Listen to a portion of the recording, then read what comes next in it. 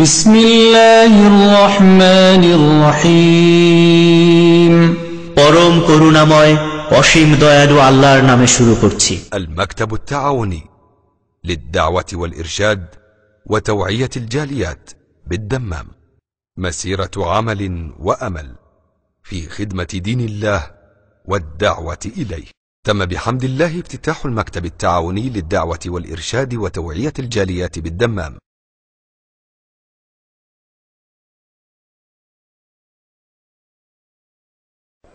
প্রশংসা সবই কেবল তোমারি, প্রশংসা সবই কেবল তোমারি, প্রশংসা সবই কেবল তোমারি। রাব্বুল আলামিন দয়ালু মেহেরবান করুণায় ফুরান, দয়ালু মেহেরবান করুণায় ফুরান। আর কেউ নয় তুমি মালিক, শেষ বিচারের দিন, শেষ বিচারের দিন। আলহামদুলিল্লাহি রাব্বিল আলামিন ওয়াল আকিবাতু লিল মুত্তাকিন والصلاة والسلام على أشرف الأنبياء والمرسلين نبينا محمد وعلى آله وصحبه ومن تبعهم بإحسان إلى يوم الدين. أما بعد فأعوذ بالله من الشيطان الرجيم. بسم الله الرحمن الرحيم.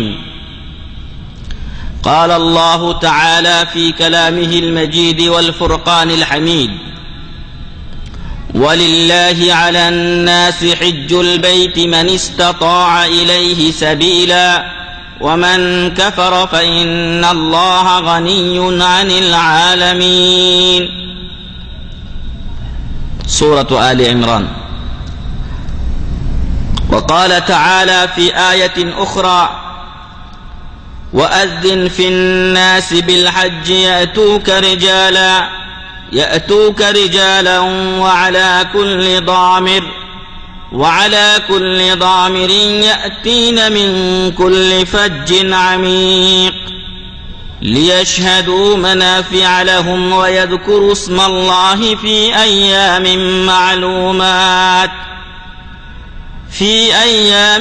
معلومات على ما رزقهم من بهيمة الأنعام فكلوا منها وأطعموا البائس الفقير ثم ليقضوا تفثهم وليوفوا نذورهم وليطوفوا بالبيت العتيق.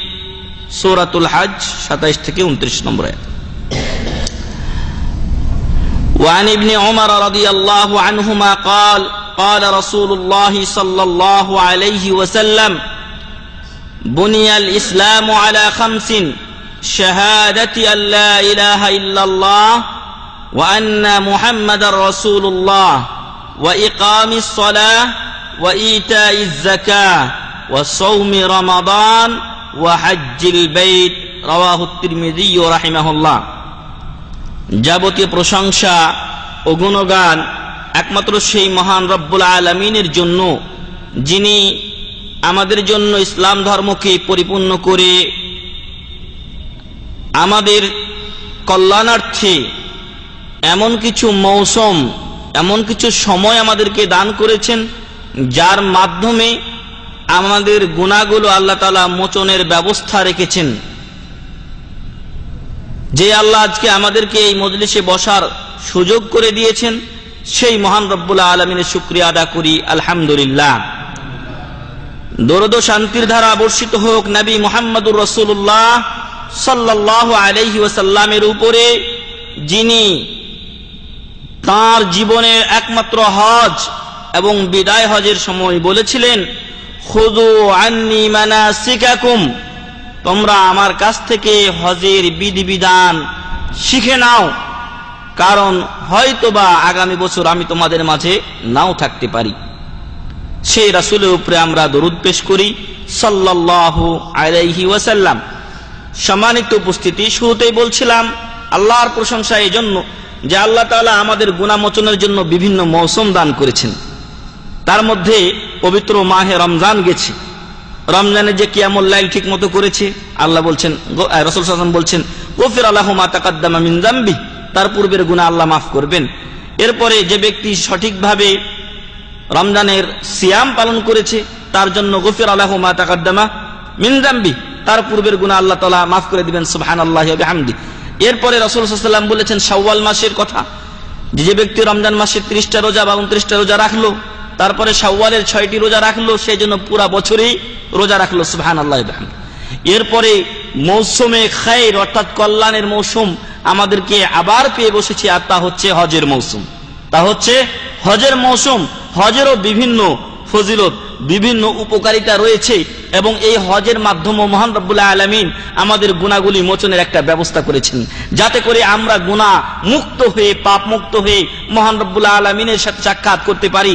আর তিনি সন্তুষ্ট হয়ে আমাদেরকে কি দিবেন? জান্নাত দান করবেন। যেই জান্নাত কোন চোখ কোনদিন দেখেনি, কোন কান ওই জান্নাতের খবর কোনদিন শুনে নাই, যে ওইখানে যে নিয়ামতগুলো রয়েছে তার খবর, আর কোন অন্তর সেগুলোর ব্যাপারে কোনদিন কল্পনা করতে পারে না, পারেনি। আর যেগুলো আমাদেরকে বলা হয়েছে এগুলো একটা উপমা মাত্র। যা আমাকে আপনাকে বলা হয়েছে জান্নাতের খবর এবং বিভিন্ন নিয়ামতের খবর জান্নাতের, সেগুলো একটা উপমা মাত্র। কারণ এই উপমা ছাড়া আমি আপনি এগুলো বুঝতে পারতাম না। যদি আপেল আপনি না দেখেন আর আপনাকে আপেলের উদাহরণ দেওয়া হয়, তাহলে আপনি আপেল চিনবেন না। এই জন্য দুনিয়ার কিছু বিষয় দিয়ে আল্লাহ তাআলা জান্নাতের একটা উপমা তুলে ধরেছেন মানুষের কাছে, যে এরকম জিনিসগুলো বান্দা তুমি ভালোবাসো। জান্নাতিন তাজরি মিন তাহতিহাল আনহার, এমন উদ্যান মানুষ, এমন বাগান এবং ঘাসপালা গাছপালা মানুষ পছন্দ করে, যার তলদেশ দিয়ে নহর প্রবাহিত, সাগরে যায়, কুন্নিসে যায় দেখার জন্য, যাতে করে সে আনন্দ পায়, মনটা ভালো থাকে। ঠিক তদ্রূপ আল্লাহ তাআলা বলছেন যে বান্দা তোমাকে এমন জান্নাত দিব, যেই জান্নাতের উপরে থাকবে তুমি, তোমার নিচ দিয়ে পানি প্রবাহিত হবে। এখন তো সাগরের উপর দিয়ে আপনি চলতে পারেন না, সাগরের উপরে থাকবে না, নিচ দিয়ে পানি থাকবে, এমন হয় না।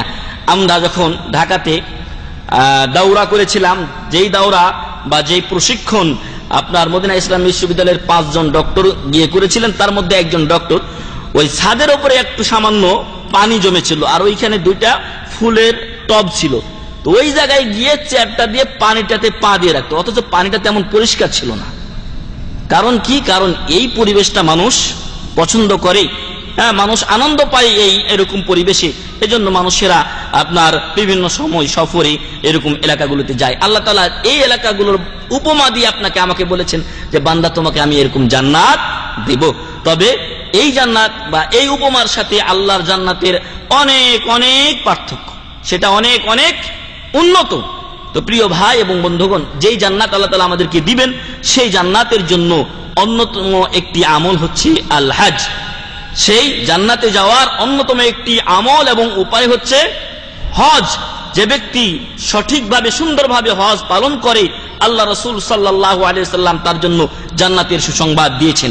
তাই হজ যেহেতু আমাদের সম্মুখে, এজন্য আজকে আমাদের বিষয় হলো হজ কি ও কেন।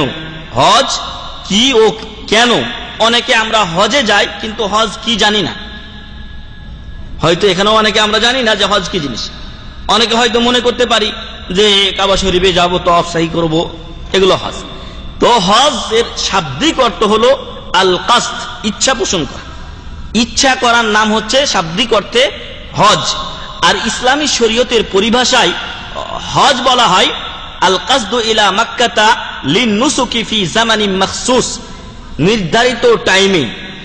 নির্ধারিত টাইমে হজের কার্যাবলী আদায়ের জন্য মক্কায় যাওয়ার নিয়ত করাকে কি বলা হয়? হজ বলা হয়। নির্ধারিত টাইমে হজের কার্যাবলী আদায়ের উদ্দেশ্যে মক্কায় যাওয়াকে বলা হয়, মক্কা যাওয়ার ইচ্ছাকে বলা হয় হজ।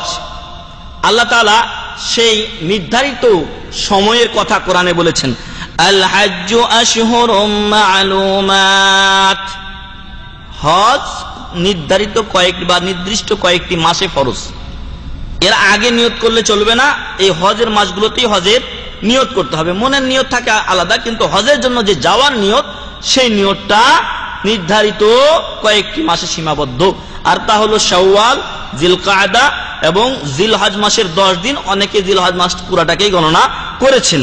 ফামান ফারাদা ফীহিন্নাল হজ, যারা এই মাসগুলোতে হজ করার নিয়ত করে ফালা রাফাসা ওয়ালা ফুসুকা ওয়ালা জিদালা ফিল হজ, তাহলে ওই সকল ব্যক্তিরা যেন হজের সময় স্ত্রী সহবাস না করে এবং অশ্লীল কথা না বলে, শরীয়ত বিরোধী কোনো কাজ না করে ওয়ালা জিদালা ফিল হজ, এবং ঝগড়া বিবাদে লিপ্ত না হয়।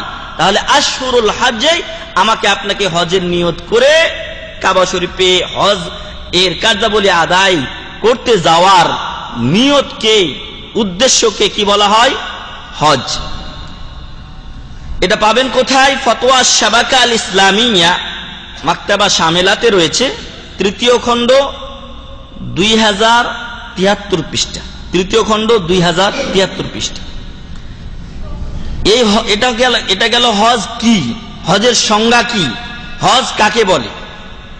আর তা আবারও বলছি যে নির্দিষ্ট সময়ে হজের কার্যাবলী আদায়ের উদ্দেশ্যে মক্কা যাওয়ার নিয়তকে হজ বলা হয়। এটা হচ্ছে শরীয়তের পরিভাষায় হজের সংজ্ঞা। আমরা যে হজ করব, এই হজ কি সুন্নাত, নফল নাকি মুস্তাহাব, এটাও আমাদের জানা একান্ত জরুরি দরকার। কারণ অনেকে আমাদের মধ্যে হজের ব্যাপারে অত্যন্ত পিছনে পড়ে আছে এবং অত্যন্ত অবহেলা করে এই হজকে, অথচ হজ একটি গুরুত্বপূর্ণ ইবাদত। অনেকে 12 বছর 14 বছর ধরে আছে, হজ করেনি। এর চেয়ে বড় হতভাগা কেউ আছে কি?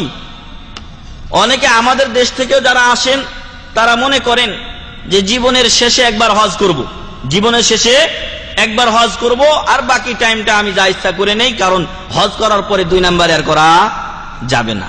না ভাই, এরকম ধারণা ভুল। এবং আপনার উচিত যখনই আপনার সামর্থ্য হয়েছে তখনই হজ করে নেওয়া, না হলে এটা আপনার উপরে ঋণ থেকে যায়। কার কাছে? আল্লাহর কাছে। হজ আল্লাহর জন্য ফরজ, আর আল্লাহর কাছে ঋণ থেকে যায়। আর আপনাকে আমাকে এজন্যই হজ দ্রুত করে নিতে হবে। যখনই হজের সামর্থ্য হয় তখনই আপনাকে হজ করে নিতে হবে।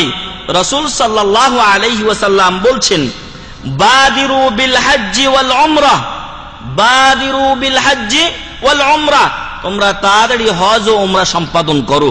যখনই টাকা পয়সা হয়ে যায় এবং শারীরিক সামর্থ্য থাকে, অন্যান্য সকল শর্ত পূরণ হয়ে যায়, জলদি হজ করো। কেন? ফাইন্নার রাহিলাতা কাদ তাযিল, আজকে আপনার হয়তো একটা সুন্দর আগের দিনের কথা রাসূল সাল্লাল্লাহু আলাইহি ওয়াসাল্লাম বলেছেন, হয়তো আজকে আপনার বা এখনো আমাদের গাড়ি আছে, তখন ঘোড়া ছিল, উট ছিল, এখন গাড়ি আছে।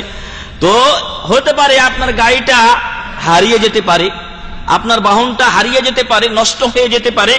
ওয়ান নাফাকাতু কাদ তাযহাব, আর আপনার যে টাকা পয়সাগুলো আছে এগুলো তো আর থাকার জিনিস না, এগুলো থাকার জিনিস না, আপনার খরচ হয়ে যেতে পারে। ওয়ার রাজুলু কাদ ইয়ামরুদ, আর আমি আপনি অনেক সময় অসুস্থ হয়ে যেতে পারি।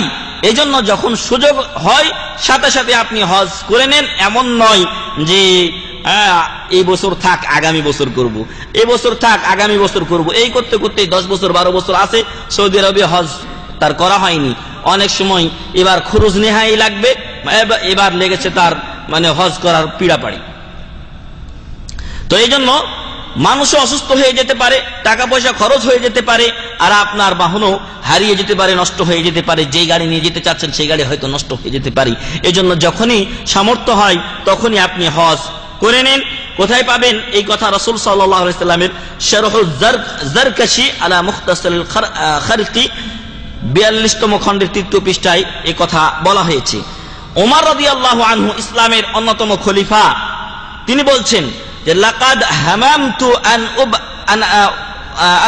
আন উবইসা ইলা বাযিল বিলাদি ফামান ওয়াজাদুহু কাদিরান আলাল হজ্জ ফালাম ইয়াহুজ্জ আন আদা আলাইহিমুল জিজিয়া, যে আমার ইচ্ছা হয় যে কিছু এলাকায় মানুষদেরকে প্রেরণ করি এই বলে যে যাদের হজ করার সামর্থ্য আছে এরপরও হজে আসে না, ওদের উপরে যেন জিজিয়া বা কর, যা অমুসলিমদের কাছ থেকে নেওয়া হয়, ট্যাক্স যেটা অমুসলিমদের কাছ থেকে নেওয়া হয়, সেই ট্যাক্স এবং জিজিয়া কর তাদের উপরে লিখে দেয় এবং তাদের কাছ থেকে যেন জিজিয়া বা কর আদায় করে। কেন? মা হুম বিমুসলিমিন, মা হুম বিমুসলিমিন, ওমর রাদিয়াল্লাহু আনহু বলছেন যে যাদের সামর্থ্য থাকা সত্ত্বেও হজে আসে না ওরা মুসলমান নয়, ওরা মুসলমান নয়। এমন বড় কথা ওমর রাদিয়াল্লাহু আনহু বলেছেন। কোথায় পাবেন? আস-সিরাজুল ওয়াহাজ লিল উমরাতি ওয়াল হজ, 60 পৃষ্ঠা, 60তম খণ্ড, মনে হয় না খণ্ড, 82 পৃষ্ঠায় রয়েছে, 6 খণ্ড 82 পৃষ্ঠায় রয়েছে। তো আমরা এখান থেকে হজের গুরুত্ব বুঝতে পারি এবং যখনই হজ ফরজ হবে তখনই আমাদের হজ করে নেওয়া উচিত। আর এই হজটা মুসলমানদের উপরে যাদের সামর্থ্য আছে এবং হজের যে শর্তগুলো আছে এই শর্তগুলো যদি পূরণ হয় তাহলে ওই সকল মুসলমান পুরুষ বা নারী তাদের উপরে জীবনে একবার হজ করা ফরজ, জীবনে একবার হজ করা ফরজ যদি সামর্থ্য থাকে। আর সেই সামর্থ্য শারীরিক সামর্থ্য থাকতে হবে আর অর্থনৈতিক সামর্থ্য থাকতে হবে। রাস্তা আপনার দুর্গম হলে চলবে না। দুর্গম বলতে আপনি যদি জানতেন আপনাকে হয়তো ডাকাতেরা মেরে ফেলবে, এমন ভয় যেন না থাকে, রাস্তা যেন নিরাপদ হয়। আলহামদুলিল্লাহ বর্তমান বিশ্বের রাস্তা সবই নিরাপদ, এরকম ডাকাতি ফাকাতির এই সম্ভাবনা নেই। তো যাদের এখন টাকা পয়সা আছে, শারীরিক অবস্থা ঠিক আছে, তাদের উপরে হজ ফরজ এবং এজন্য বালেগ হতে হবে, মুসলিম হতে হবে, আকেল হতে হবে। কাফেরের উপরে হজ ফরজ নয়, যে আকেলমান নয়, পাগল, তার উপরে হজ ফরজ নয়, আর যে বালেগ নয় তার উপরেও হজ ফরজ নয়। অতএব বালেগ হওয়ার আগেই যদি কেউ হজ করে তাহলে সেটা ফরজ হজ হিসেবে আদায় হবে না, তবে নফল হজ হিসেবে আদায় হয়ে যাবে, সেই জন্য সে সওয়াব পাবে। পরবর্তীতে যদি তার সামর্থ্য হয় হজ করার বালেগ হওয়ার পরে, তাহলে অবশ্যই তাকে ফরজ হজ আদায় করতে হবে, কারণ তখন তার উপরে হজ ফরজই হয়নি, আর ফরজ তার পক্ষ থেকে তখন গ্রহণও করা হবে না। এই হজ মহান রব্বুল আলামিনের পক্ষ থেকে আমাদের উপরে ফরজ করা হয়েছে। আল্লাহ তাআলা বলছেন সূরা আলে ইমরানের 97 নম্বর আয়াতে ওয়ালিল্লাহি আলান নাসি হিজ্জুল বাইতি মান ইসতাতাআ ইলাইহি সাবিলা। আল্লাহর উদ্দেশ্যে, কার উদ্দেশ্যে হজ করবেন? আল্লাহর উদ্দেশ্যে। এজন্য যারা হজে যাবেন, আপনাদের আত্মীয় স্বজন যারা হজে আসছেন, সবাইকে বলবেন আগে নিয়ত বিশুদ্ধ যেন করে, আগে যেন নিয়ত বিশুদ্ধ করে, ইখলাস যেন ঠিক রাখে। যদি এমন হয় আলহাজ নামের সাথে লাগাবে, অথবা আমার প্রতিদ্বন্দ্বী আরেকজন হজ করেছে, আমি হজ না করলে ওর সাথে আমি সমান হতে পারলাম না, ও আমার আগে চলে গেল, অথবা মানুষকে শোনানোর জন্য, দেখানোর জন্য, নাম পাওয়ার জন্য, সুনাম সুখ্যাতি পাওয়ার জন্য যদি করে, তাহলে অথবা দুর্নাম থেকে মুক্ত হওয়ার জন্য। অনেক গ্রামে আছে কি অমুক সাহেব আপনার পাটোয়ারি সাহেব, এই সাহেব ওই সাহেব, আপনাকে আল্লাহ অনেক টাকা পয়সা দিচ্ছে, হজটা করলেন না। এই মানুষ বারবার তাকে বলে, দূর, মানুষ এত বারবার বলে তো হজটা এবার করেই ফেলি, মানুষের কথার জ্বালা আর সহ্য করতে পারছি না। এই জন্য যদি হজে আসে তাহলে মানুষের মুখ বন্ধ করা হবে, কিন্তু ইখলাস ঠিক থাকবে না এবং লিল্লাহ আল্লাহর উদ্দেশ্যে এই হজ হবে না। এই জন্য ইখলাস ঠিক রাখতে হবে, মহান রব্বুল আলামিনের সন্তুষ্টির উদ্দেশ্যে হজ করতে হবে, যাতে করে আল্লাহ এই হজ কবুল করেন, গুনাহ খাতা কি করেন, মাফ করেন, এর বিনিময়ে আল্লাহ জান্নাত দান করেন, এই আশায় হজ করতে হবে। আল্লাহ বলছেন ওয়ালিল্লাহি আলান নাসি হিজ্জুল বাইতি মান ইসতাতাআ ইলাইহি সাবিলা। মহান রব্বুল আলামিনের সন্তুষ্টির উদ্দেশ্যে কাবা শরীফের হজ করা ফরজ। কাদের উপরে? মান ইসতাতাআ ইলাইহি সাবিলা, যারা এখানে আসার সামর্থ্য রাখে, টাকা পয়সা আছে, শরীর স্বাস্থ্য ঠিক আছে। এর আগে বললাম মুসলিম, আকিল, বালেগ, এগুলো শর্ত পূরণ হয়, তাদের উপরে হজ করা ফরজ। নারীদের জন্য, যারা মা বোন আছেন তারা শুনে রাখেন, নারীদের জন্য একটা অতিরিক্ত শর্ত আছে, তা হচ্ছে তাদের সাথে মাহরাম থাকতে হবে। স্বামী অথবা যাদের সাথে তার বিয়ে নিষেধ, হারাম, এদের যে কোনো একজনকে তার সাথে থাকতে হবে। যদি না থাকে তাহলে তার উপরে হজ ফরজ নয়, যদি না থাকে তাহলে তার উপরে হজ ফরজ নয়। এই মহিলা অপেক্ষা করবে মাহরাম এর জন্য, যদি পেয়ে যায় আলহামদুলিল্লাহ, আর না হলে ওই অবস্থায় যদি তার ইন্তেকাল হয় তাহলে তার সম্পদ যদি বাকি থাকে তাহলে ওই সম্পদ থেকে বদল হজ করাবে, ইনশাআল্লাহ তার পক্ষ থেকে আদায় হয়ে যাবে। কিন্তু এখন আমাদের সমাজে বড় বিভ্রাট ঘটেছে। যারা হজ ব্যবসায়ী এবং বিভিন্ন ট্রাভেলস ও এজেন্সি আছে হজের, তারা করে কি, যাদের মাহরাম নাই যে সমস্ত নারী, তাদেরকেও বলে যে অমুক মহিলা অমুকে তো আপনার সাথে যাবে, তো আপনি তার সাথে চলেন, কোনো সমস্যা হবে না, আমরা পার করে দেব না। এইভাবে হজ করা আল্লাহ ফরজ করেননি। আপনি আপনার উপরে এমন এক বিষয় চাপে নিচ্ছেন যা আল্লাহ তাআলা আপনার উপরে চাপাননি এবং এ দায়িত্ব আল্লাহ আপনাকে দেননি। তাই মহিলাদের উচিত যে মাহরাম ছাড়া যেন সে কোনো ক্রমে হজ না করে। মান ইসতাতা ইলাইহি সাবিলা, কাবা শরীফ আসা পর্যন্ত নিজের খরচ চালাতে পারবে, ওইদিকে 2 মাস, এদিকে যদি 2 মাস থাকে ওইদিকে বাড়িতে 2 মাসের খরচ তাকে জোগাতে হবে। যদি না জোগাতে পারে তাহলে হজে আসবে না, ওদের খরচ আগে জোগাবে। এমন ঋণ আছে যে এই টাকাটাই তার পুঁজি, যদি হজে চলে আসে তাহলে ওই ঋণ শোধ করতে পারছে না, তাহলে আগে আপনি ঋণ পরিশোধ করুন, পরে আবার টাকা জমা করুন। যদি আপনার টাকা হয় তাহলে আপনি হজে আসবেন, না হলে আপনার উপরে হজ ফরজ নয়। ওয়ামান কাফারা ফাইন্নাল্লাহা গানিয়্যুন আনিল আলামিন। সামর্থ্য থাকার পরও যদি কেউ হজ না করে, হজ করতে অস্বীকার করে, অথবা এমনি সাধারণ কুফরি করে, আল্লাহর অবাধ্য হয়ে যায়, দিন থেকে বিমুখ হয়ে যায়, তাহলে আল্লাহ বলছেন ফাইন্নাল্লাহা গানিয়্যুন আনিল আলামিন। মহান রব্বুল আলামিন বিশ্ববাসী থেকে অমুখাপেক্ষী। সারা বিশ্বের লোকের কোনো খাবার দাবারের, কোনো ইবাদত বন্দেগীর দরকার কি আল্লাহর আছে? আল্লাহর দরকার নেই। আপনি হজ করেন আর না করেন, আল্লাহর কোনো ক্ষতি আছে, কোনো উপকার আছে? আল্লাহর ক্ষতি উপকারের কিছু নেই। আল্লাহ তাআলা স্বয়ং সম্পূর্ণ। বান্দা যদি সবাই খারাপ হয়ে যায় জাহান্নামে দিতে আল্লাহর কোনো দ্বিধা হবে না। বান্দা সবাই যদি ভালো হয়ে যায়, এবং আল্লাহ সেটাই চান, আর আল্লাহ তাআলা সেটাই চান, আল্লাহ তাদেরকে জান্নাতে দিবেন, এতে বখিলতা আল্লাহ করবেন না। আল্লাহ তাআলার কাছে ওঢেল আছে, যাকে লাস্টে জান্নাত দেওয়া হবে তাকে দুনিয়ার মতো 10টা দুনিয়া দেওয়া হবে। সুবহানাল্লাহি ওয়া বিহামদিহি। এজন্য আল্লাহ তাআলা বলছেন ওয়ামান কাফারা ফাইন্নাল্লাহা গানিয়্যুন আনিল আলামিন। যারা হজ করতে অস্বীকার করে অথবা অন্য কুফরি করে, আল্লাহ তাদের থেকেও অমুখাপেক্ষী, আল্লাহ বিশ্ববাসী থেকে অমুখাপেক্ষী। এই হজের, এই ইবাদত বন্দেগীর দরকার আল্লাহ নেই, তবে বান্দার কল্যাণের জন্য আল্লাহ ইবাদতের ব্যবস্থা করেছেন। বান্দা ইবাদত করবি তো তোকে আমি পরকালে নাজাত দিব, মুক্তি দিব, জান্নাত দিব। সূরা আলে ইমরান 97 নম্বর আয়াত। হাদিসে রাসূলের ইরশাদ হচ্ছে عن أبي هريرة قال خطبنا رسول الله صلى الله عليه وسلم فقال। আবু হুরায়রা রাদিয়াল্লাহু আনহু থেকে বর্ণিত, তিনি বলেন যে আল্লাহ রাসূল সাল্লাল্লাহু আলাইহি ওয়াসাল্লাম একদা আমাদের মাঝে খুতবা দিলেন, বক্তব্য দিলেন এবং বললেন আইয়ুহান নাস قد فرض الله عليكم الحج فحجوا। আল্লাহ তাআলা তোমাদের উপরে হজ ফরজ করেছেন। তাহলে হজ কি? ফরজ। এটা নফলও না, মুস্তাহাবও না, এটা ফরজ। ফাহুজ্জু, অতএব তোমরা হজ করো। ফাকালা রাজুলুন আকুল্লা আমিন ইয়া রাসূলুল্লাহ। একজন লোক জিজ্ঞাসা করলেন যে প্রত্যেক বছরে কি আমাদের উপরে হজ করা ফরজ হে আল্লাহ রাসূল সাল্লাল্লাহু আলাইহি ওয়াসাল্লাম? ফাসাকাতা, রাসূল সাল্লাল্লাহু আলাইহি ওয়াসাল্লাম চুপ থাকলেন।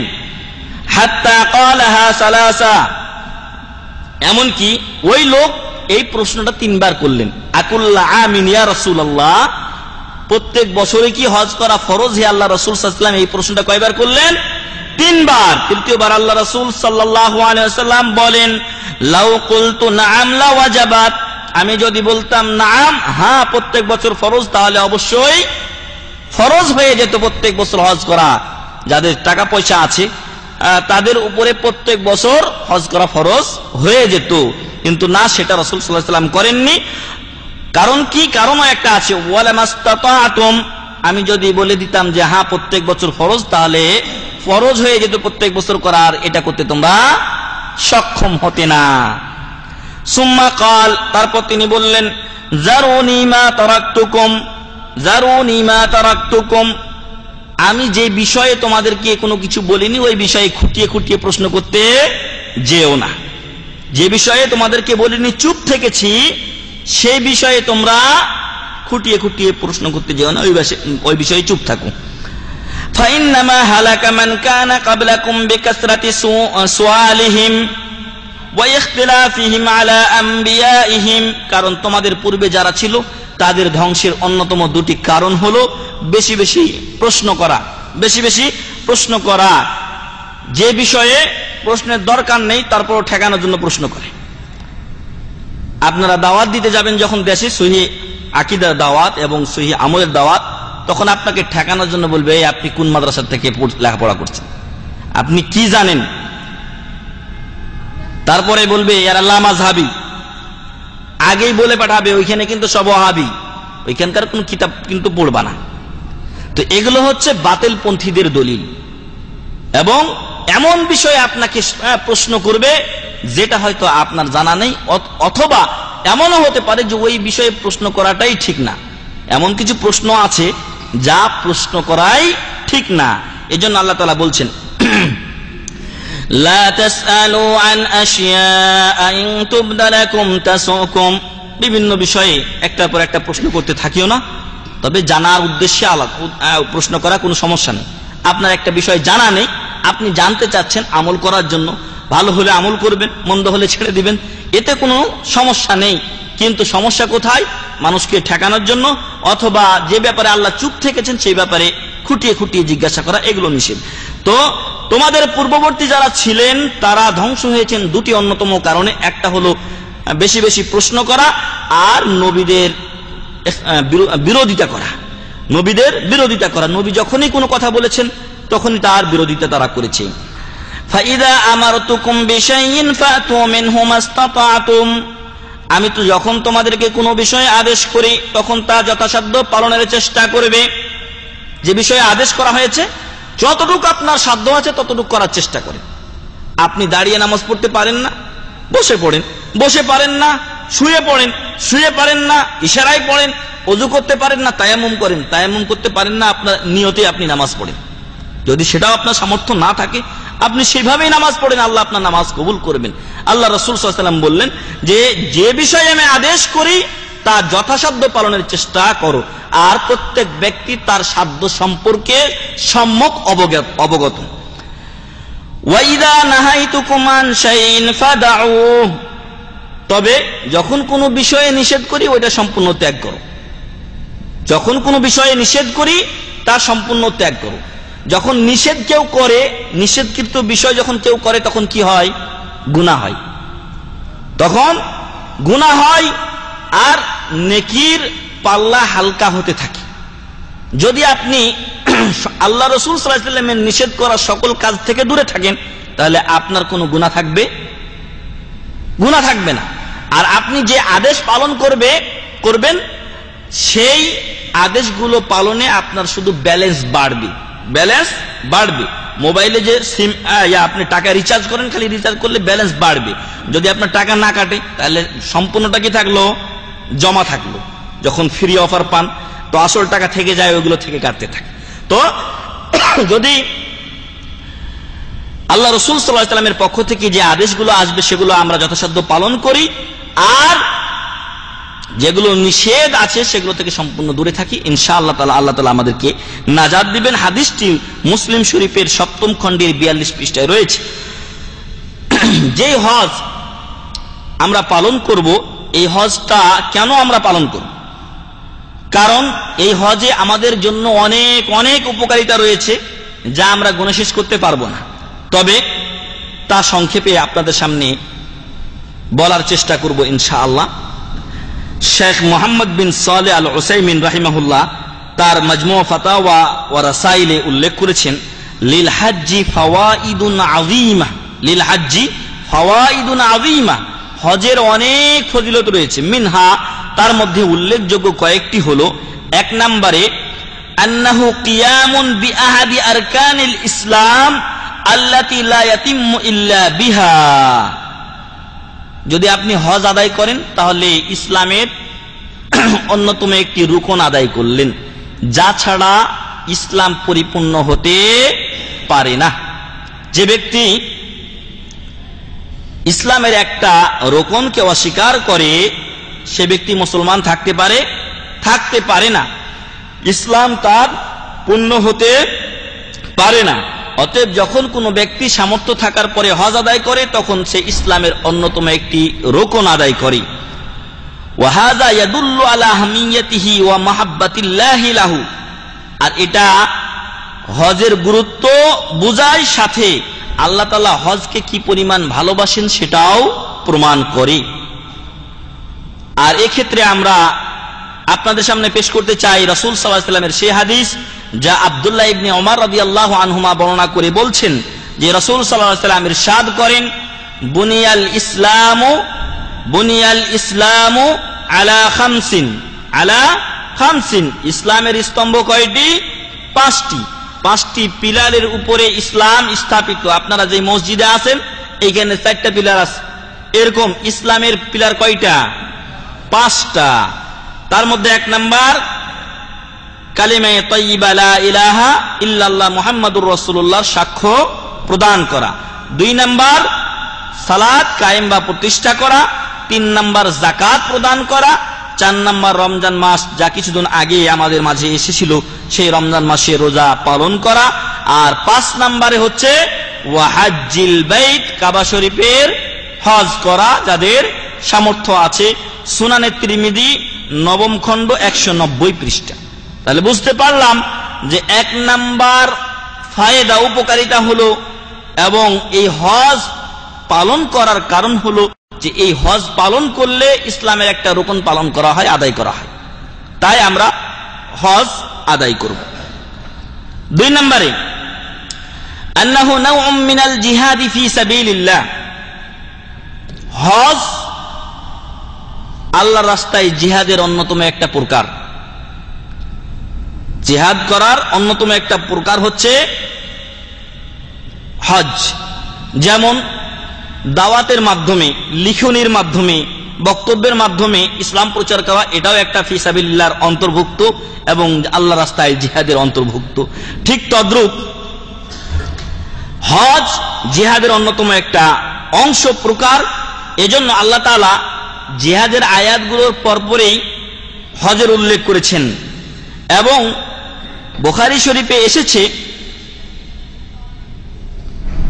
রাসূল সাল্লাল্লাহু আলাইহি ওয়াসাল্লাম আয়েশা রাদিয়াল্লাহু আনহাকে বলেছিলেন, যখন আয়েশা রাদিয়াল্লাহু আনহা তাকে জিজ্ঞাসা করেছিলেন যে হাল আলান নিসাই জিহাদুন, মহিলাদের উপরে জিহাদ করা কি ফরজ, তারা কি জিহাদ করবে হে আল্লাহ রাসূল সাল্লাল্লাহু আলাইহি ওয়াসাল্লাম? ক্বালা নাম, রাসূল সাল্লাল্লাহু আলাইহি সাল্লাম বললেন, হ্যাঁ, আলাইহিন্না জিহাদুন লা কিতালা ফিহি, মহিলাদের উপরে এমন জিহাদ করা ফরজ যাতে লড়াই নেই। লা কিতালা ফি, যেখানে লড়াই নেই, মারামারি নেই। এটা আবার কেমন জিহাদ? যে জিহাদে মারামারি নাই, লড়াই নেই। রাসূল সাল্লাল্লাহু আলাইহি সাল্লাম বললেন, আল হাজ্জু ওয়াল উমরা, আল হাজ্জু ওয়াল উমরা, হজ এবং উমরা করা নারীদের জন্য কি জিহাদ সমতুল্য। নারীরা যদি হজ এবং উমরা করেন তাহলে তারা জিহাদের সওয়াব পাবেন। আখরাজাহুল ইমাম আহমদ, ইমাম আহমদ হাদিসটি বর্ণনা করেছেন তার মুসনাদে আহমদের 6ষ্ঠ খণ্ডের 71 পৃষ্ঠায়, এবং 165 পৃষ্ঠাতেও হাদিসটি উল্লেখ হয়েছে। ইমাম আলবানী রাহমাতুল্লাহ আলাইহি হাদিসটিকে সহিহ বলেছেন। এমনই আয়েশা রাদিয়াল্লাহু আনহা তিনি বললেন রাসূল সাল্লাল্লাহু আলাইহি সাল্লামকে, তারাল জিহাদ আফদালুল আমাল আফালা নুজাহিদ, আল্লাহ রাসূল, আপনি কি ভেবে দেখেছেন জিহাদ অন্যতম আমলগুলোর একটি, উত্তম আমলগুলোর অন্যতম একটি আমল হচ্ছে জিহাদ। আফালা নুজাহিদ, আমরা কি জিহাদ করব না? এই জিহাদের সওয়াব থেকে আমরা নিজেদেরকে বঞ্চিত রাখবো হে আল্লাহ রাসূল সাল্লাল্লাহু আলাইহি সাল্লাম? ক্বালা, তিনি বললেন যে লাকিন আফদালুল জিহাদি হাজ্জুম মাবরুর, উত্তম জিহাদ হলো কবুল হজ। হাজ্জুম মাবরুর, কবুল হজ হলো সবচাইতে উত্তম জিহাদ। অতএব মহিলাদের জন্য জিহাদের সওয়াব রয়েছে হজ ও উমরাতে। তাই যে সকল মা বোন এখানে আছেন তারা আপনাদের স্বামীদেরকে বলবেন তাড়াতাড়ি হজ পালন করার জন্য। কারণ আমি অনেকগুলো ফ্যামিলির কথা শুনেছি যারা নিজেরা হয়তো হজ করেছে, কিন্তু ফ্যামিলি নিয়ে আসার পরে আজকাল এই বছর ওই বছর করতে করতে এখনো 5 বছর 7 বছর হয়ে গেছে, হজ পালন করা হয়নি। আবার কখন একদিনে চলে যেতে হয় কে বলবে, কে জানে? তো এই জন্য যারা ফ্যামিলি নিয়ে আসেন তারা ফ্যামিলিকে হজ করার সর্বাত্মক চেষ্টা করবেন। আল্লাহ যেন তৌফিক দান করেন, আল্লাহুম্মা আমিন। 3 নম্বরে হজ আমরা এই জন্য আদায় করব যে হজে রয়েছে অশেষ সওয়াব, যা গণনা করে শেষ করা যাবে না। যারা সত্যিকার অর্থে হজ পালন করেন তাদের জন্য, যারা সত্যিকার অর্থে হজ পালন করেন তাদের জন্য। কিন্তু যারা ওই যে নাম পাওয়ার জন্য অথবা দুর্নাম ঘুচানোর জন্য, সুখ্যাতি সুনাম অর্জনের জন্য যারা হজ করবে তাদের হজ তো কবুলই হবে না, সওয়াব তো দূরের কথা, আরো গুনাহ হবে। ফাকাদ জা ফিল হাদিসি, হাদিসে এসেছে, আন আবি হুরায়রা রাদিয়াল্লাহু আনহু আন্না রাসূলুল্লাহ সাল্লাল্লাহু আলাইহি ওয়াসাল্লাম قال, আবু হুরায়রা রাদিয়াল্লাহু আনহু থেকে বর্ণিত, তিনি বলেন যে রাসূল সাল্লাল্লাহু আলাইহি ওয়াসাল্লাম বলেছেন, আল উমরাতু ইলাল উমরাতি কাফফারাতুন লিমা বাইনাহুমা, আল উমরাতু ইলাল উমরাতি কাফফারাতুন লিমা বাইনাহুমা, এক উমরা থেকে আরেক উমরা আদায় বা পালন করলে মধ্যবর্তী সময়ের যে গুনাহগুলি আছে সেগুলো কি হয় মোচন হয়ে যায়। সুবহানাল্লাহ। এই জন্য আল্লাহ রাসূল সাল্লাল্লাহু আলাইহি ওয়াসাল্লাম বলেছেন অপর হাদিসে, তাবিউ বাইনাল হজ্জ ওয়াল উমরা, তাবিউ বাইনাল হজ্জ ওয়াল উমরা, এক হজ এবং আরেক উমরা এই দুইয়ের মাঝে আপনারা মুতাবাআত, ধারাবাহিকতা রাখার চেষ্টা করুন। যেহেতু আলহামদুলিল্লাহ আমরা সৌদি আরবে আছি, তো আমরা এটা যেন রক্ষা করার চেষ্টা করি। 2 মাস 3 মাস পর পর অথবা যে যত বেশি করতে পারে সেই বেশি সংখ্যক উমরা হজ যেন তারা আদায় করেন। আল্লাহ যেন তৌফিক দান করেন, আল্লাহুম্মা আমিন। রাসূল সাল্লাল্লাহু আলাইহি ওয়াসাল্লাম বললেন যে এক উমরা থেকে আরেক উমরা পর্যন্ত এই মধ্যবর্তী সময়ের গুনাহগুলি এই উমরা দুইটাতে কি করবে, মাফ করে দিবে। সুবহানাল্লাহি ওয়া বিহামদিহি। ওয়াল হজ্জুল মাবরুর লাইসা লাহু জাযাউন ইল্লাল জান্নাহ, ওয়াল হজ্জুল মাবরুর লাইসা লাহু জাযাউন ইল্লাল জান্নাহ, কবুল হজের বদলা জান্নাত ছাড়া কিছুই হতে পারে না, কিছুই হতে পারে না। সুবহানাল্লাহি ওয়া বিহামদিহি। আমরা জান্নাত ছাড়া আর কি চাই? এই দুনিয়া ফানিয়া, এই দুনিয়া আজকে আছে কালকে থাকবে না। আল্লাহ বলছেন, কুল্লু মান আলাইহা ফান ওয়া ইয়াবকা ওয়াজহু রাব্বিকা যুল জালালি ওয়াল ইকরাম। সম্মানিত এবং মহিমান্বিত মহান রব্বুল আলামিন বাকি থাকবেন, অবশিষ্ট থাকবেন, আর দুনিয়ার সবকিছুই ধ্বংস হয়ে যাবে। আর মানুষের পরকালীন জীবনই হচ্ছে আসল জীবন। সেই জীবনে যদি আমরা জান্নাত পাই আমাদের কি দরকার? আর দুনিয়ার জীবন যেখানে গড়লেই যাক, কিন্তু পরকালে যদি নাজাত পেয়ে যায় আলহামদুলিল্লাহ। সহিহুল বুখারী 6ষ্ঠ খণ্ড 274 পৃষ্ঠা। 4 নাম্বার, কেন হজ করব, কি উপকার আছে হজে? গুফরানুয যুনুবি ওয়া ইজাবাতুদ দুআ। আগেরটা আমরা পড়লাম যে জান্নাত আল্লাহ তাআলা আমাদেরকে দান করবেন। এখন আরো সুসংবাদ হচ্ছে সত্যিকার অর্থে হজ পালনকারী ব্যক্তির জন্য গুফরানুয যুনুব, গুনাহ খাতা মাফ হবে, ওয়া ইজাবাতুদ দুআ, হাজী ব্যক্তির দোয়া আল্লাহ তাআলা কি করেন, কবুল করে থাকেন। আন আবি হুরায়রা রাদিয়াল্লাহু আনহু قال قال رسول الله صلى الله عليه وسلم, আবু হুরায়রা রাদিয়াল্লাহু আনহু থেকে বর্ণিত, তিনি বলেন রাসূল সাল্লাল্লাহু আলাইহি ওয়াসাল্লাম বলেছেন,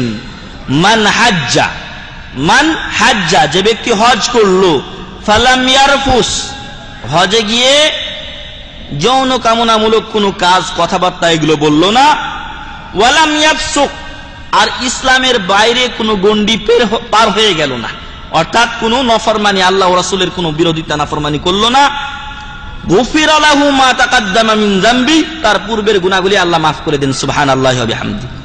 গুনাহ মাফ, তারপরে কোথায়? জান্নাতে। আগের হাদিসে আমরা পড়েছি, সুনানে তিরমিজি 3য় খণ্ড 309 পৃষ্ঠা।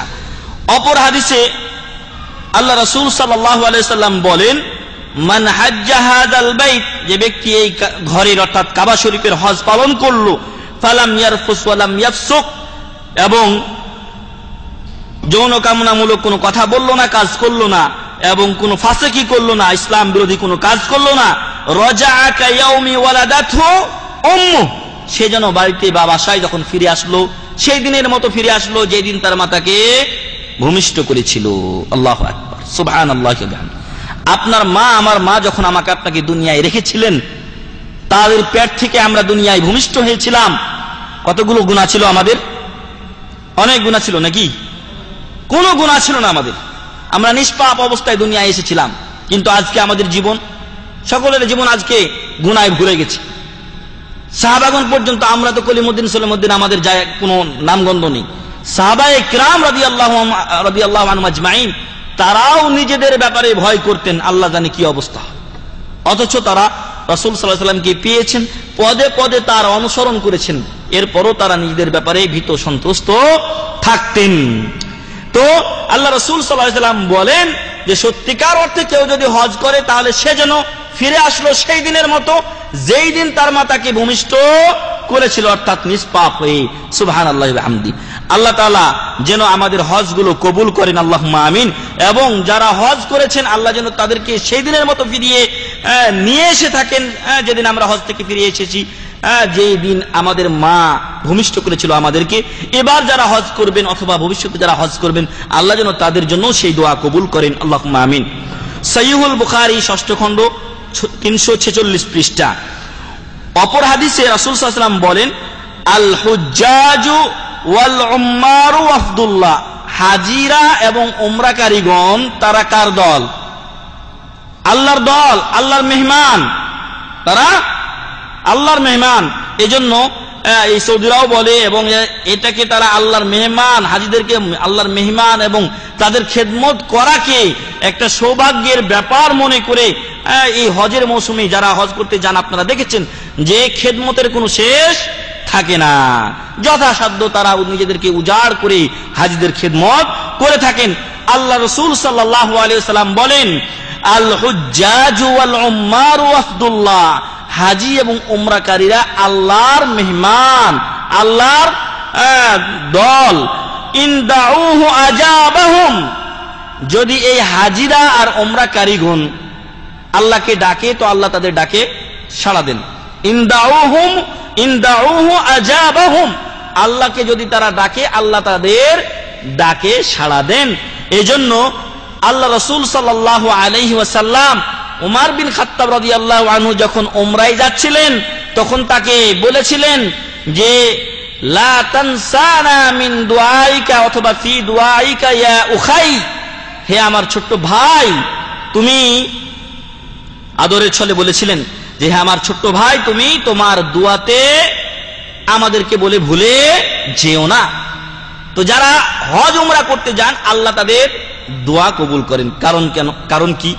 কারণ এরা আল্লাহর ডাকে সাড়া দিয়েছে, আল্লাহও তাদের ডাকে সাড়া দিবেন। ওয়া ইন ইস্তাগফারুহু গফারা লাহুম, আর কেউ যদি আল্লাহর কাছে ক্ষমা চায় এই হাজি ও উমরাকারীগণ এর মধ্য থেকে, তাহলে আল্লাহ তাকে অবশ্যই ক্ষমা করবেন। রাওয়াহুন নাসাই, নাসাই শরীফের হাদিস 2624 নম্বর, ইবনে মাজার 2892 নম্বর হাদিস।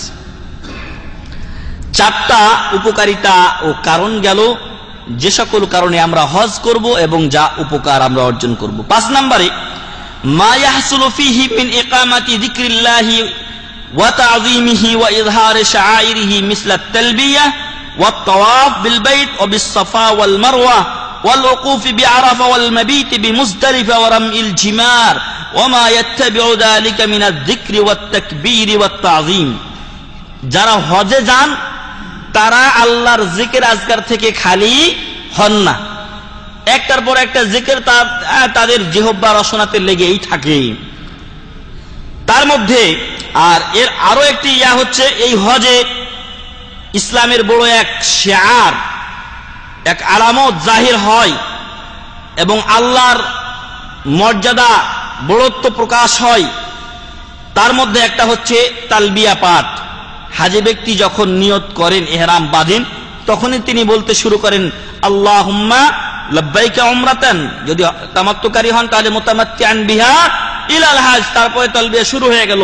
ইফরাদকারী হন আর কিরানকারী হন আর তামাত্তুকারী হন না কেন আপনি তখন শুরু করলেন লাব্বাইক আল্লাহুম্মা লাব্বাইক লাব্বাইক লা শারীকা লাক লাব্বাইক ইন্নাল হামদা ওয়ান নি'মাতা লাকা ওয়াল মুলক লা শারীকা লাক। আপনার দোয়া তালবিয়া শুরু হয়ে গেল তখন থেকেই। তারপরে যখন আপনি কাবা শরীফে গেলেন, যদি আপনার এই লাব্বাইক বলা বন্ধ হলো তাহলে আপনি তওয়াফ শুরু করলেন। তওয়াফে কি সবাই খালি মুখে থাকে?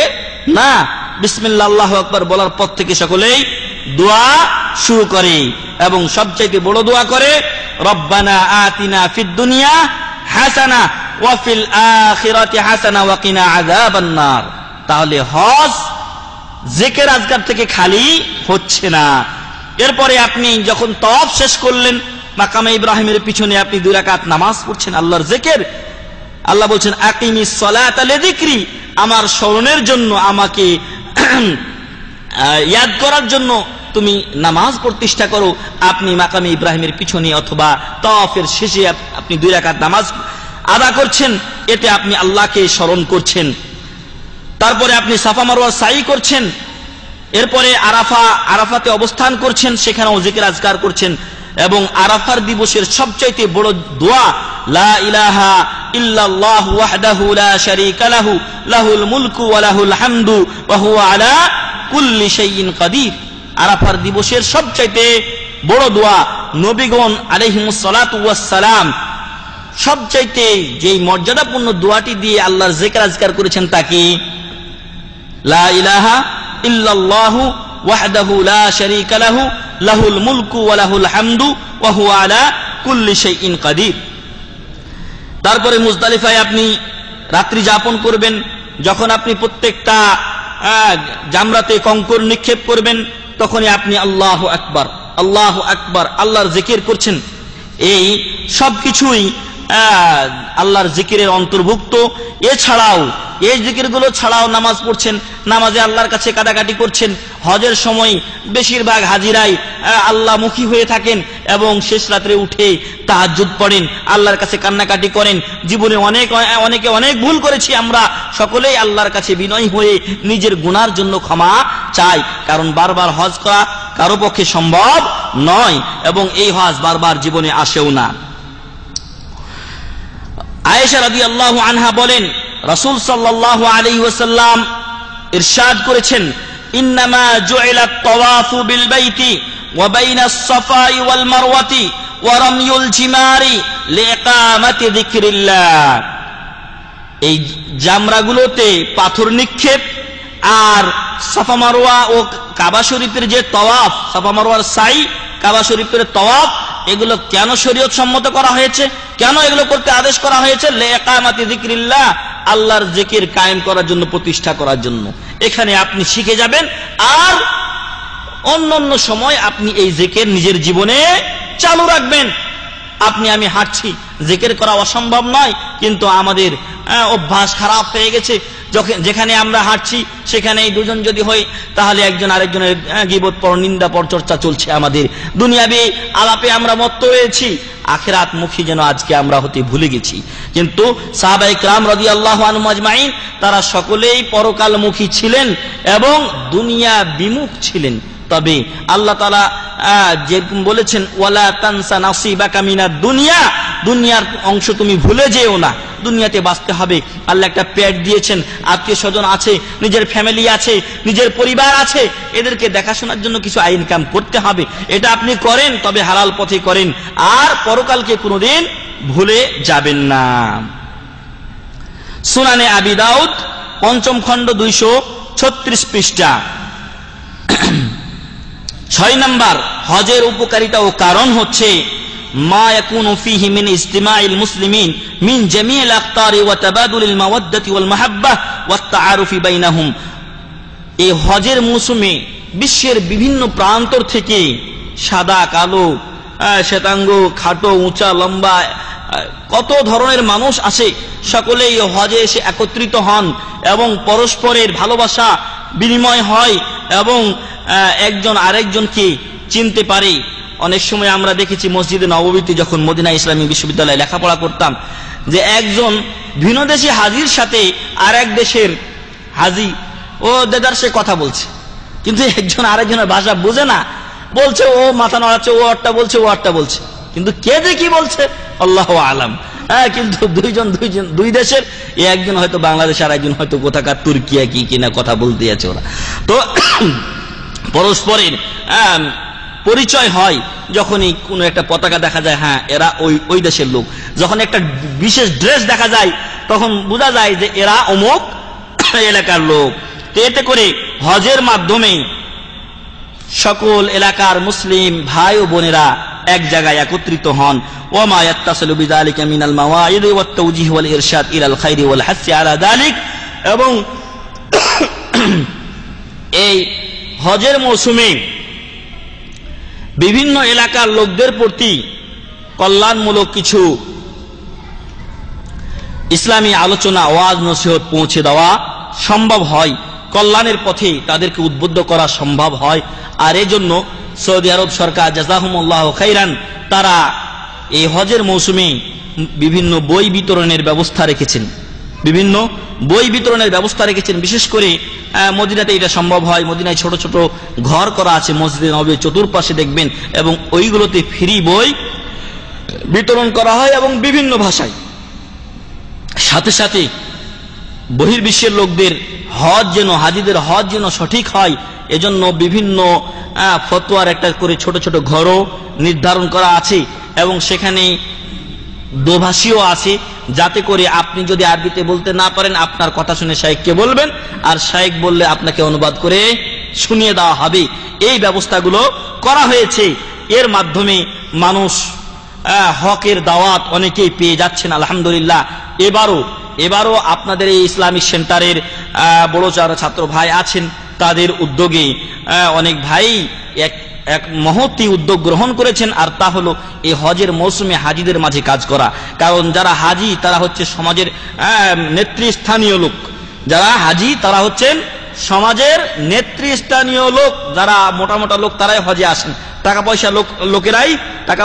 পয়সাওয়ালা লোকেরাই হজে আসেন। ফলে তাদেরকে যদি হকের দাওয়াতটা পৌঁছে দেওয়া যায় তো ইনশাআল্লাহ তাদের দ্বারা অনেকেই হয়তো হেদায়েত হয়ে যেতে পারেন। এজন্য তারা উদ্যোগ গ্রহণ করেছেন যে কিছু হয়তো মেমোরি যেগুলো মোবাইলে ব্যবহার করতে পারবে, এখন ভিডিও মোবাইল সব জায়গাতেই হয়ে গেছে, তো এই মোবাইলের মেমোরি, সিডি, ডিভিডি, বই ইত্যাদি এগুলো হাজিদের কাছে, বাংলা ভাষী হাজিদের কাছে পৌঁছে দেওয়ার একটা সুবর্ণ উদ্যোগ তারা গ্রহণ করেছেন। আল্লাহ যেন তাদেরকে সাকসেস করেন, এবং যারা জানেন না তারা, যারা দায়িত্বশীল আছেন তাদের সাথে যোগাযোগ করে যদি শরীক হতে চান তাহলে সেগুলোতে শরীক হবেন। আল্লাহ তৌফিক দান করুন, আল্লাহুম্মা আমিন।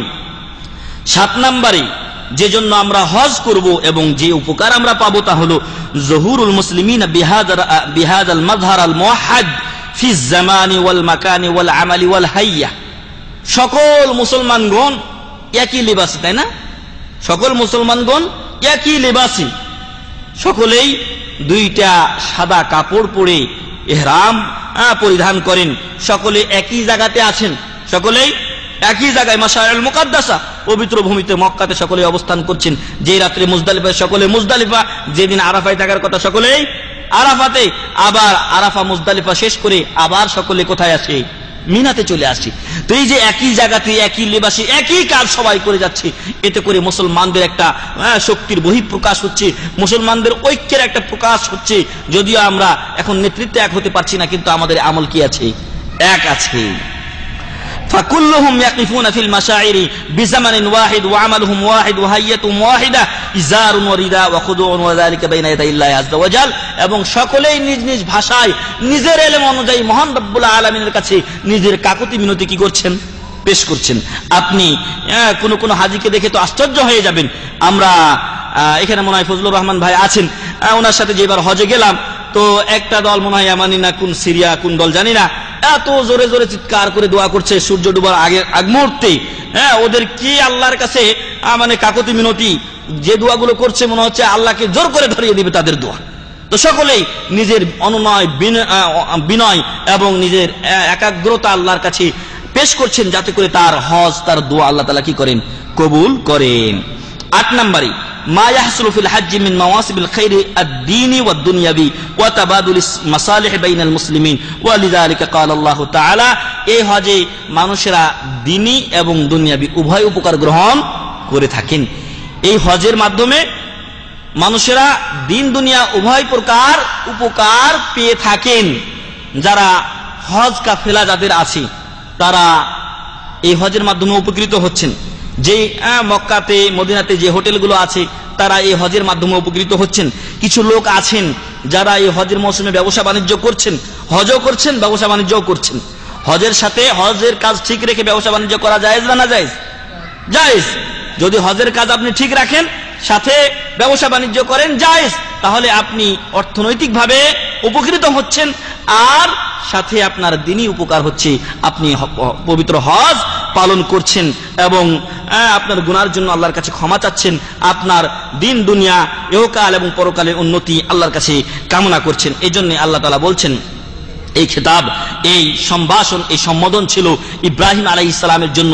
আল্লাহ তাকে বলছিলেন যে ওয়াআযিন ফিন-নাসি বিল-হাজ্জি ইয়াতুকা রিজালা ওয়াআযিন ফিন-নাসি বিল-হাজ্জি ইয়াতুকা রিজালা ওয়া আলা কুল্লি দামিরিন ইয়াতিনা মিন কুল্লি ফাজ্জিন আমিক। হে ইব্রাহিম আলাইহিস সালাম, আপনি মানুষদের মাঝে হজের এলান ঘোষণা করেন, তাহলে মানুষেরা কি করবে? ইয়াতুকা, আপনার কাছে আসবেন, রিজালান, পায়ে হেঁটে, ওয়া আলা কুল্লি দামিরিন, এবং জীর্ণ শীর্ণ উটের উপরে চড়ে, অর্থাৎ দূর দূরান্ত থেকে আসার কারণে উটের অবস্থাও কি হবে? খারাপ হয়ে যাবে। ইয়াতিনা মিন কুল্লি ফাজ্জিন আমিক, তারা আসবে গহীন প্রত্যন্ত অঞ্চল থেকে।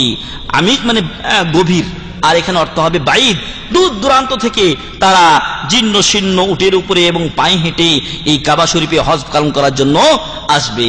একটু খেয়াল করে দেখেন তো যে আমাদের ওই দক্ষিণাঞ্চল, আমি এমন এলাকায় গেছি যখন বাংলাদেশে চাকরি করতাম, রাঙ্গামাটি ওই এলাকায়, আপনার মনে হয় সম্ভবত 15 বা 20 কিলোমিটার রাস্তা হবে।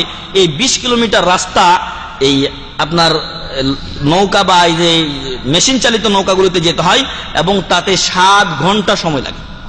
7 ঘন্টা সময় লাগে। সকালে আপনি উঠবেন, বিকালে আপনাকে গিয়ে নামাবে। 8টার সময় উঠবেন, 3টা বা 4টার সময় আপনাকে নামাবে। তাহলে হিসাব করে দেখেন কোন গহীন অঞ্চল থেকে। ওইখান থেকে ওই একটা লোক, আমি গেছিলাম, ওখানে দেখা হয়েছে, ওখানে কিছু আহলে হাদিস সালাফি আছেন 12-14 ঘর, তো সেখানে মসজিদ তৈরি করার জন্য গেছিলাম। ওইখানকার এক লোক হজ করতে এসেছেন, কি করে আমার নাম্বার সংগ্রহ করে মদিনাতে এসে আমার সাথে দেখা করেছেন। আল্লাহু আকবার। একটু আগে আমরা বলেছি যে হজে মানুষের মাঝে পরস্পর একটা পরিচয় হয়, কিন্তু ওইখানে প্রয়োজনের খাতিরে আমি ঘটনাটা উল্লেখ করছি।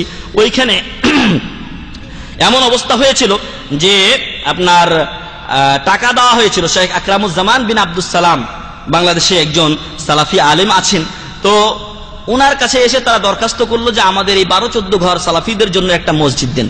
আর উনি ছিলেন জমিয়তে হেয়াউত Turath al Islami al Kuwait, revival of Islamic heritage society কুয়েতের একটা সংস্থা ছিল, সেখানে উনি দাওয়া বিভাগের ডাইরেক্টর হিসেবে ছিলেন, আর আমি ছিলাম মসজিদ ভিজিটর।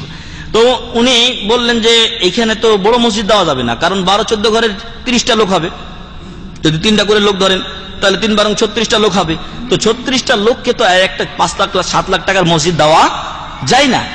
তো উনি একটা হঠাৎ করে মসজিদ পেলেন ছোট, অর্থাৎ অত নিচে হবে 5 ইঞ্চি ওয়াল, উপরে হবে টিন, 1 লাখ টাকা। তো উনি বললেন ওদেরকে ডেকে যে যদি এটা আমাদের ইঞ্জিনিয়ার যাইতে আসতেই খালাস, আর ইঞ্জিনিয়াররা তো কিছু ডান বাম হতেই পারে। তো বললেন যে আপনারা এই টাকাটা নিয়ে যান, আপনারা মসজিদ করে ফাতুরা এবং ছবি জমা দিবেন, খালাস। কিন্তু ওরা গিয়ে করলো কি, ভূমিকম্প নাকি হয়েছে, কি করেছে, মাটির তলে কিছু ইট বেশি পুঁতে দিয়ে টাকা শেষ করছে। এরপর আমাকে পাঠানো হলো এই বাকি কাজ সম্পাদনের জন্য, এবং ওই টাকার কিছু অংশ বিভিন্ন জনের কাছে পড়ে আসে। ওই টাকাগুলো আমাকে সংগ্রহ করতে হলো, এবং কিছু টাকা আমাকেও দেওয়া হয়েছিল। সেই টাকাগুলো দিয়ে সেখানে মসজিদে কোনো রকম করে এসেছিলাম।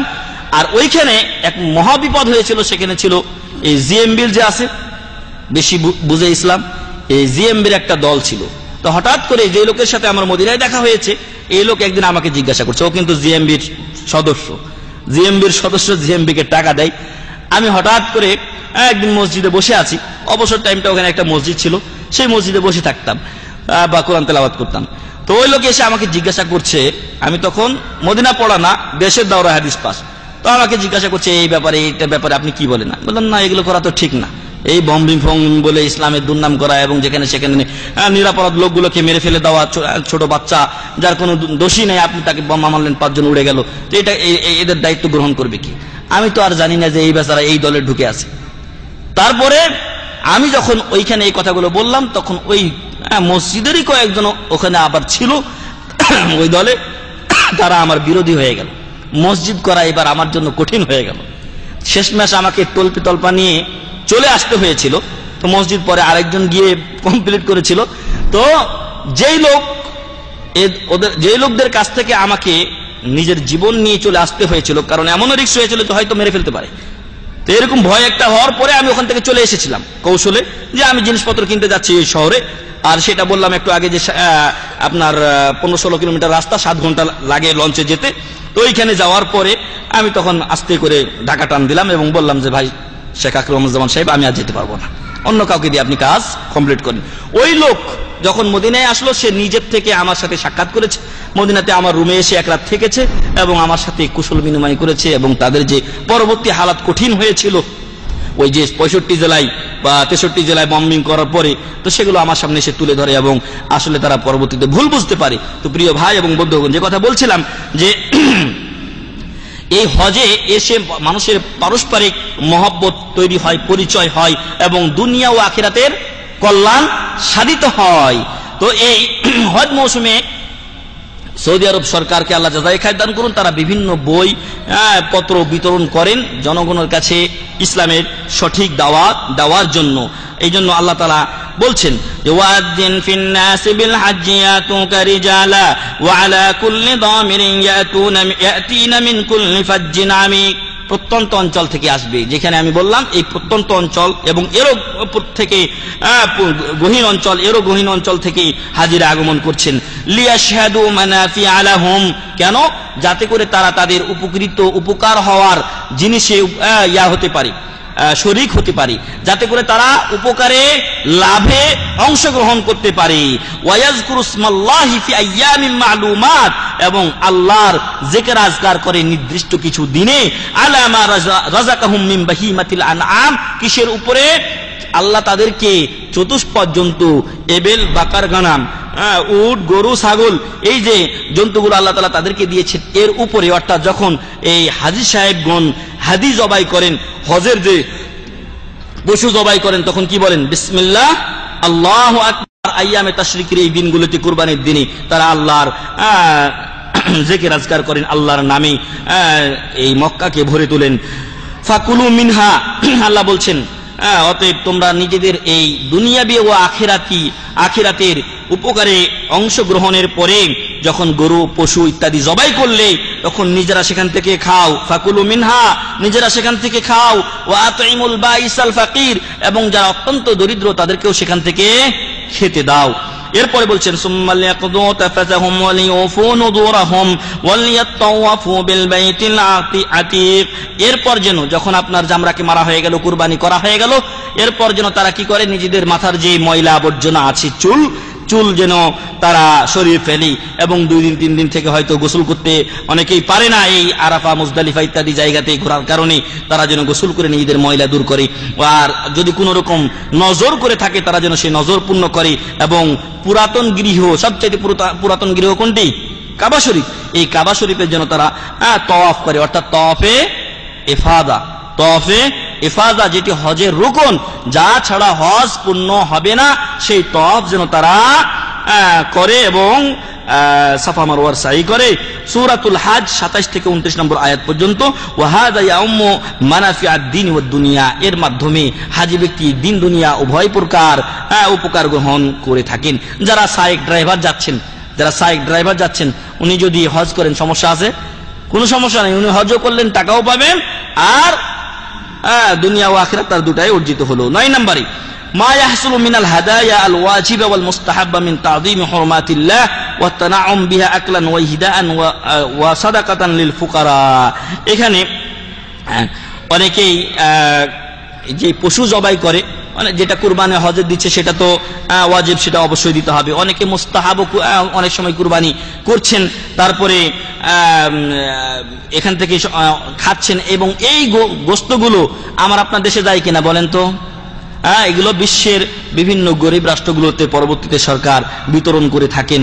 আর এই হজে অনেকেই দান সাদকা করে, ফকির মিসকিন যারা থাকে, মানুষের দিল নরম থাকে, হৃদয় নরম থাকে, ফলে দান সাদকাও বেশি করে। ফামাসালিহুল হজ্জি ওয়া হুকমুহু আসরারুহু কাসীরা, অতএব হজের যে মাসলাহাত হজের যে কল্যাণ এবং হজের যে উপকারিতা এবং তার গোপন রহস্য অনেক অনেক, যা বলে শেষ করা যাবে না। সংক্ষিপ্ত যেগুলো বললাম এগুলো আমি নিয়েছি মাজমু ফাতাওয়া রাসাইল শেখ সালেহ মোহাম্মদ বিন সালেহ আল উসাইমিন রহমতুল্লাহ আলাইহি 24তম খণ্ড 241 পৃষ্ঠা থেকে। আর শেষে একটা 10 নম্বরে আমি যুক্ত করেছি, আর তা হলো যে খোলাফায়ে রাশিদিনের যুগে যখন সারা বিশ্বে মুসলমানদের খেলাফত ছিল, প্রায় অর্ধজাহান ওমর রাদিয়াল্লাহু আনহু খেলাফত চালিয়েছেন, তার সময় বিভিন্ন এলাকার যারা খলিফা থাকতেন, দায়িত্ব গভর্নর থাকতেন, তারা কিন্তু হজে আসতেন। তাদেরকে ডাকা হতো যে হজে আসুন। তো 50টা এরিয়া যদি থাকে তাহলে 50টা গভর্নর এক জায়গায় জমা হতেন, আর খলিফা তাদেরকে নিয়ে বিশেষ মিটিং করতেন, বসতেন, কার এলাকার কি অবস্থা সব জানতেন এবং এলাকার লোকদের অভিযোগ শুনতেন। যদি কোনো গভর্নরের বিরুদ্ধে অভিযোগ থাকতো তাহলে ওই গভর্নরকে যদি মনে করতেন যে এ থাকার যোগ্য না, তাহলে তাকে অপসারণ করতেন আর সেই জায়গায় নতুন করে দায়িত্বশীল নিয়োগ করতেন। এটা ছিল তখনকার কথা, যখন মুসলমানদের ঐক্য মিয়ামিয়া ছিল, যখন মুসলমানদের ঐক্য মিয়ামিয়া 100% ঠিক ছিল তখনকার কথা। আজও যদি মুসলমানগণ ঐক্যবদ্ধ হতে পারেন তাহলে বাংলাদেশ একটি মুসলিম রাষ্ট্র, পাকিস্তান একটি মুসলিম রাষ্ট্র, ইন্দোনেশিয়া মুসলিম রাষ্ট্র, আরো এরকম যে আরব কান্ট্রিগুলো আছে, আরো অনেক মুসলিম রাষ্ট্র আছে, সেই এলাকার লোকেরা যদি সৌদি আরবের সাথে একাত্মতা প্রকাশ করতে পারে, আর এখান থেকে যদি আমাদের মুসলিম রাষ্ট্রগুলো পরিচালিত হয়, তাহলে হজ মৌসুমে এখনো এরকম অনুষ্ঠান, এরকম জামায়াত হতে পারে, মুসলিমদের কল্যাণে মুসলমানরা নিজেরা এগিয়ে আসতে পারে। তো এছাড়াও আরো অনেক হজের উপকারিতা রয়েছে এবং এ সকল কারণে যাদের সামর্থ্য আছে তারা যেন দ্রুত হজ পালন করেন। আল্লাহ তাআলা যেন আমাদের সকলকে খালিস লিওয়াজহিল্লাহ, আল্লাহর সন্তুষ্টি অর্জনের উদ্দেশ্যে হজ করার তৌফিক দান করেন, আল্লাহুম্মা আমিন। আল্লাহ যেন আমাদের হজ কবুল করেন, আল্লাহুম্মা আমিন। আল্লাহ যেন আমাদেরকে হজ কবুলের বা কবুল হজের যে সওয়াব, জান্নাত ছাড়ার কিছু নাই, তা অর্জনের তৌফিক দান করেন, আল্লাহুম্মা আমিন। এবং হজকারী ব্যক্তি নিষ্পাপ হয়ে ফিরে আসে ছোট শিশুর মতো, বাচ্চার মতো, আল্লাহ যেন আমাদেরকে হজ করে সেরকম নিষ্পাপ করে দেন, আল্লাহুম্মা আমিন। এবং যদিও আমরা হজে অনেকেই যাব না, আল্লাহ যেন আমাদের সকলেরই গুনাহ খাতা মাফ করে দিয়ে আমাদেরকে নিষ্পাপ করে দেন, আল্লাহুম্মা আমিন। ওয়া আখিরু দাওয়ানা আলহামদুলিল্লাহি রাব্বিল আলামিন ওয়া সাল্লাল্লাহু আলা নাবিয়িনা মুহাম্মদ ওয়া আলা আলিহি ওয়া সাহবিহি আজমাইন। আসসালামু আলাইকুম ওয়া রাহমাতুল্লাহি ওয়া বারাকাতুহু। সুবহানাকাল্লাহুম্মা ওয়া বিহামদিকা আশহাদু আল্লা ইলাহা ইল্লা আনতা আস্তাগফিরুকা ওয়া আতুবু ইলাইক। আসসালামু আলাইকুম ওয়া রাহমাতুল্লাহি ওয়া বারাকাতুহু।